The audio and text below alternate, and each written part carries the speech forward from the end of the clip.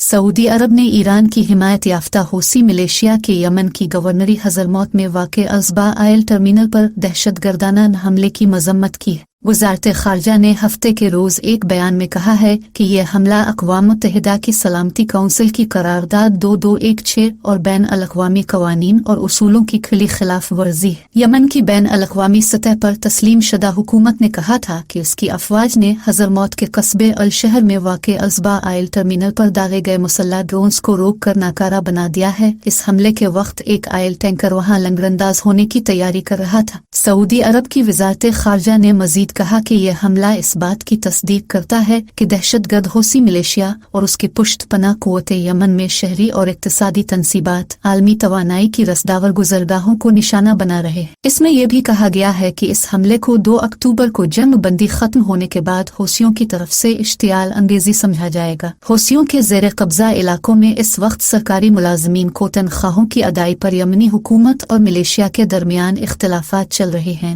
जबकि हालिया हफ्तों में दोनों फरीक अक़वाम मुत्तहिदा की सालसी में होने वाली जंग बंदी की तजदीद में नाकाम रहे हैं। इस तनाजुर में यमन में तशद्दुद का ये पहला बड़ा वाक़या है और इससे कशीदगी में इजाफे का अंदेशा है। सऊदी वज़ारत ख़ारजा ने यमन में सलामती और इस्तेहकाम के हुसूल के साथ साथ अक़वाम मुत्तहिदा की उन तमाम कोशिशों की हिमायत का भी इआदा किया है जिनका मकसद जंग बंदी की तजदीद और यमन के बहरान के जामे सियासी हल तक पहुँचना है।